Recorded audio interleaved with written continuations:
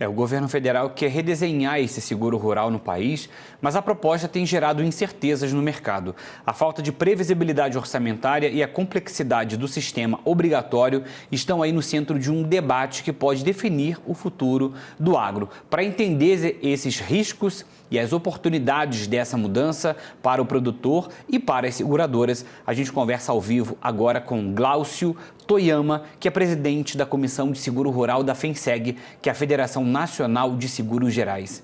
Glaucio, seja muito bem-vindo, muito bom dia para você. Bom dia, super obrigado, um prazer estar com vocês aqui. Glaucio, o que essa mudança, né? O que é essa mudança? Por que essa proposta do governo acende aí esse alerta no mercado? Na realidade, toda uma transformação que a gente vai observar no mercado brasileiro sempre gera uma preocupação, porque a gente está tratando de um modelo novo e os modelos novos, eles precisam, de certa forma, serem tratados com todas as entidades que orbitam o ecossistema do agronegócio. Então, a gente não está falando só do mercado segurador, né? A gente está falando com as entidades que dão crédito, né? Os bancos, as cooperativas, estamos falando com os produtores rurais, estamos falando com os seguradores que dão capacidade para as seguradoras operarem no Brasil todo. Então, todo esse ecossistema é fundamental que tenha pleno conhecimento do que se pretende fazer. É óbvio que a gente, no mercado brasileiro, olhando de todos os lados, a gente quer ter uma ferramenta que dê tranquilidade para a atividade, como Roberto Rodrigues colocou agora. A gente precisa de um seguro para um país como o Brasil, que é um país líder em agronegócio, diversas cadeias produtivas aqui, que tenha uma tranquilidade para dar para os seus produtores, para que possam tomar crédito, um capital de risco intensivo, exposto às intempéries climáticas todos os anos e que tenha uma tranquilidade em ferramentas de risco, seja através dos seguros rurais do mercado privado, seja através do Proagro, independente do segmento que tenha. Então, do nosso lado aqui, a gente precisa entender com profundidade, né? Porque a gente está falando de um programa hoje que no seu melhor ano de seguros rurais teve uma capacidade de proteção de riscos da ordem de 60 bilhões de reais, e a gente está falando de um mercado que vai dar um salto grande, são 3 vezes mais do que se pretende fazer com esse plano novo, entre 200 bilhões ou mais, dependendo do valor das commodities, né? Mais do que isso, esse produto que a gente está entendendo por enquanto, de forma muito superficial, ele atende um programa catastrófico, né, para excesso de chuva ou falta de chuva para todo o Brasil, para todos os cultivos, em todos os municípios que a gente tem no país. Então, quando o produtor olha, ele fala, falta excesso de chuva, são os principais riscos que a gente tem no país, mas ele é catastrófico, né? O que é importante para o produtor rural é que a proteção também esteja na frequência, na perda lá na camada de cima, né? Que não seja só uma catástrofe que aconteça a cada 30, a cada 40, 50 anos, mas também tem uma proteção nos ciclos curtos, que é o que a gente tem visto nesses últimos anos no Brasil, depois de 2021, 2022. Mais do que isso, também as outras coberturas que afetam os cultivos. Por exemplo, granizo e geadas são eventos importantes para o produtor de frutas, de café, cana-de-açúcar, também grãos. Então, a gente precisa discutir melhor e ver como que esse negócio se fecha, né, para que a gente fale de um programa robusto, interessante para todo o ecossistema e que dê tranquilidade ao produtor e que a gente consiga atrair capital de risco para o mercado brasileiro. Porque a dúvida existe capital disponível no mercado para suportar esse salto de 20 bilhões para 200 bilhões em coberturas assim de uma vez só? É mais que 200 bilhões, né, Bruno? Porque a gente está falando de um valor bruto da produção, de acordo com o Ministério da Agricultura, de mais de R$1 trilhão. Isso é a produção dentro da porteira dos 20 maiores segmentos que a gente tem no país. Então, para começar, o capital de risco necessário, se a gente for considerar 50% desse valor bruto dentro da produção, a gente está falando de quase 500 bilhões de reais, né? Então, falando de 50% da necessidade de capital para o mercado brasileiro. Quando a gente olha para a história do mercado brasileiro em termos de seguro, a gente vê movimentos erráticos, né? Apesar do programa de seguro rural ter sido construído no começo dos anos 2000, a gente vê aí uma falta de suficiência para que a gente consiga trazer os indicadores para proteção de risco no Brasil a patamares adequados e que demonstre para o mercado ressegurador, o mercado global, que é onde circula esse capital de risco, tranquilidade para aplicar no Brasil. Então, você imagina que em 2021 a gente tinha mais de 14 milhões de hectares protegidos. O ano passado, pelo programa de subvenção seguro rural, a gente atingiu 3 milhões de hectares protegidos.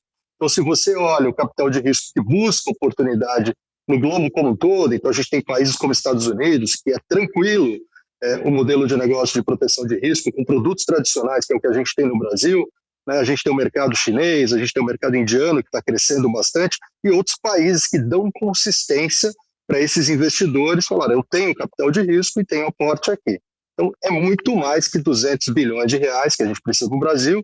Existe muito capital de risco no globo rodando que a gente poderia capturar. Para isso, essa iniciativa do governo pode ser um grande ponto, né, para que dê tranquilidade para o mercado de seguros, de resseguros, para o mercado financeiro, e fala, precisamos não de 200 bi.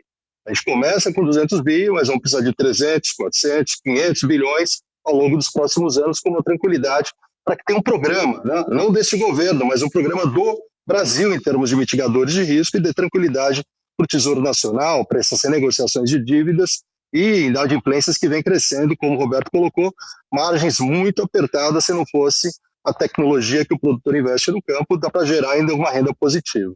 Esse ponto do seguro paramétrico é uma questão importante que vem sendo falada, né? E a gente tem essa questão técnica de poder olhar como é que vai funcionar isso, né? Essa questão, né, do uso de satélite para, por exemplo, áreas menores, né? Existe a possibilidade de erros de medição, quem que vai pagar a conta se esse parâmetro do satélite não bater com a realidade da perda no campo? Esses são pontos, né, importantes que precisam ser discutidos, né? Porque, né, pode ter falhas técnicas aí, né, dentro desse escopo que precisam ser debatidas especificamente para saber como é que será feita essa medida, como é que vai ser o uso desses satélites, como é que, né, vai ser essa medição de perdas em áreas menores, né, vai ser obrigado a contratar o produto paramétrico para acessar o crédito rural oficial, né?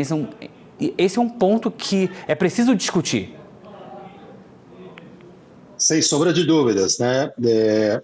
Todo o modelo de produto paramétrico ele precisa ter transparência para todas as partes, né? A transparência para o produtor rural, para a seguradora e do provedor que vai trazer isso. Segundo ponto, os dados precisam ser confiáveis, né? Então, a gente sabe, né, que o seguro paramétrico não é uma novidade de ontem, do ano passado. O seguro paramétrico existe há mais de 30 anos no mercado mundial, né? O Brasil já teve algumas iniciativas, em algumas ocasiões, com seguros paramétricos, e o mercado já faz isso. São em torno de 5 a 6 seguradoras que a gente tem no mercado brasileiro atuando em seguros paramétricos no mercado brasileiro. O que a gente tem trabalhado e tem desenvolvido é a consciência na venda do produto. Porque o produto tem, o que você colocou, um negócio que a gente chama, do termo técnico, chamado risco de base. Dependendo do parâmetro, esse risco de base pode ser um pouquinho maior, um pouquinho menor, o que pode afetar a percepção do produtor e pode afetar os resultados que você imaginava ter, criando distorções, né? Isso tudo a gente não tem dúvidas que vai ser superado. A gente precisa trabalhar no modelos paramétricos, que é mais um produto das cestas de ofertas que as seguradoras têm no seu portfólio para o mercado de agro aqui no Brasil, mas precisa ser feito com tranquilidade, com consciência, que dê toda a clareza. E para isso, se o governo quiser fazer um programa estrutural, de amplitude bastante grande, ele precisa assumir como que vai ser feito essa medição para dar tranquilidade não só para o produtor, para as seguradoras e para como essa coisa vai funcionar para não gerar um mal-estar e depois uma percepção negativa em relação ao produto, que é o que nos preocupa bastante, né? Toda a negociação de seguro paramétrico aqui no Brasil ao longo dos últimos anos, ela é feita a 6 mãos, 8 mãos. Então, existe a necessidade do cliente sentar junto com a seguradora, sentar junto com o corretor e a entidade que vai fazer todo o fornecimento de dados para que se construa e dê entendimento claro de como as coisas vão funcionar. Então, é um seguro que merece, no primeiro momento, bastante atenção, por conta de como vai ser feito o modelo de venda e como vai dar tranquilidade para o produtor, para o sistema de crédito, e as coisas se arranjarem ao longo do tempo. A gente não tem dúvidas que as coisas vão se acomodar, né? Só precisamos mergulhar com um pouquinho mais de profundidade, ter uma discussão única com todos os setores, governo, mercado segurador, sistema de crédito, entidades produtoras, para que o modelo seja bem arranjado, né? se vai ser obrigatório, se vai ser parcialmente obrigatório, se vai ser o Brasil todo, se vai ser o cultivo A, B, C ou D, é um grande passo, né? A gente precisa dar esse passo para ter uma modernização muito clara no programa de mitigadores de risco que a gente tem no país, que é necessário. A gente não pode mais esperar a ocorrência no ano de 2021 para que possa tomar de novo ações. Então, a gente já tem vivido com eventos catastróficos ao longo dos últimos 10 anos, cada ano tem trazido uma novidade para o mercado segurador e para o produtor, obviamente, que é o que mais sofre com essa história toda. Então, a gente precisa ter muito alinhamento de como a gente vai trabalhar para não gerar inconsistências, incertezas. Quero colocar 4 bilhões de reais no mercado de seguros paramétricos obrigatórios do país. Ótimo, como que a gente vai fazer isso? Como que a gente impacta a vida do produtor, a vida do sistema de crédito? Se vai melhorar as condições do produtor em relação à tomada de crédito, redução de taxa, com melhora do sistema de proteção dos bancos e das cooperativas de crédito, tudo mais. Esse negócio ele não se reside especificamente no mercado de seguros na relação da seguradora com o produtor. Ele é muito mais amplo, né? Ele é muito mais forte que isso. Ele tem uma iniciativa de política público-privada, porque depende do governo, das orientações e dos recursos necessários, depende do mercado privado, com todo o ecossistema envolvido, mas ele merece muita clareza de como a gente pretende trabalhar e como que a gente pode, de certa forma, construir um alicerce muito positivo nos próximos 5, 10, 15 anos no mercado brasileiro. Glaucio, é porque quando a gente fala sobre eventos catastróficos, né, a gente está falando de uma escala, né, muito grande, né? A gente tem um Brasil aí enorme, a gente tem produção de agro em diversos lugares, então não dá apenas para poder colocar isso na caixa dos eventos catastróficos, porque a gente tem outras situações que colocam o produtor em risco. Então a gente não pode só trabalhar com essa situação, que eu acho que é isso que o setor está tentando discutir, está tentando ver possibilidades, né? Então assim, não dá para trabalhar só com uma possibilidade, porque quando a gente fala em eventos catastróficos, a gente vai olhar para o Rio Grande do Sul, que aconteceu aquela enchente e destruiu tudo, né? Quando a gente olha, por exemplo, talvez, né, para um evento catastrófico, né, por exemplo, na região do Centro-Oeste, uma seca severa de uma temporada muito longa, que a gente não consegue de nenhuma forma trabalhar ali a questão da irrigação. Então, assim, de fato, uma catástrofe, uma seca muito severa que vai destruir tudo. Então, assim, ali, dentro dessa possibilidade, eu acho que o equilíbrio é sempre o mais importante dentro dessa questão. Como você falou, é tudo feito a várias mãos, é trazer para a mesa, né, quem sabe, quem entende, as pessoas que estão dentro desse escopo para poder negociar junto e tentar fazer o melhor modelo possível, que seja um modelo, seja viável para o produtor, que ele se sinta seguro, né, garantindo aquilo ali, porque se for só pensar nos eventos catastróficos, o produtor vai acabar tendo que ter um outro seguro para poder manter outras possibilidades que não se encaixem dentro dessa questão dos eventos catastróficos. Eu acho que, não sei se eu compreendi muito bem essa proposta do governo, mas eu acho que é um caminho que precisa de ajuste para não ficar uma coisa sem, né, enfim, sem uma regra clara, como você disse, sem transparência daquilo que deve ser feito.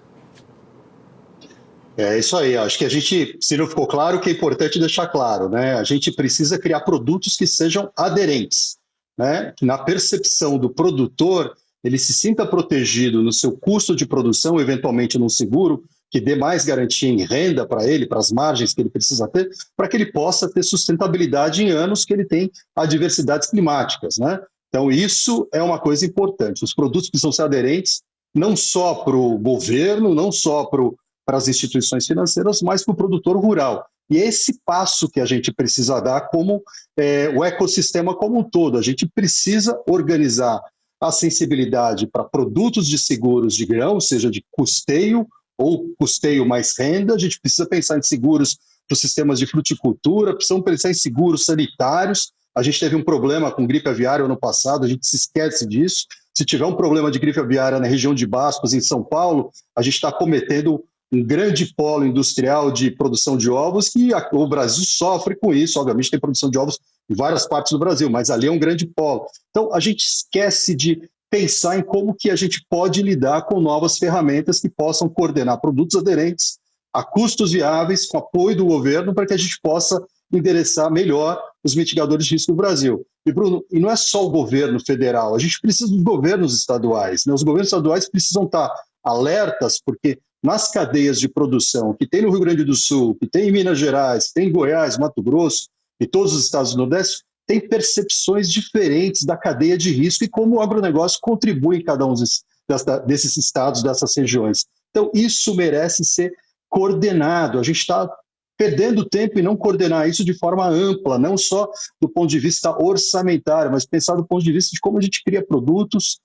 desenvolve, traz a iniciativa privada, não só o capital brasileiro, mas o capital mundial, e começa a criar modelos estruturantes que possam ser um diferencial para o produtor brasileiro e para a gente ter orgulho do sistema de mitigação de risco que a gente tem aqui no país a oferecer estratégia para outros países no mundo. Então, outros países já avançaram bastante bem e começaram depois da gente, né? Então, falta vontade política para a gente avançar com esse trabalho todo, que é de proteção, principalmente para os mais vulneráveis, onde tem bastante volatilidade, que a gente precisa pensar de outra forma. E nada é igual numa região para um produtor comparado com outra região e outros produtores. Então, a gente precisa pensar em produtos aderentes.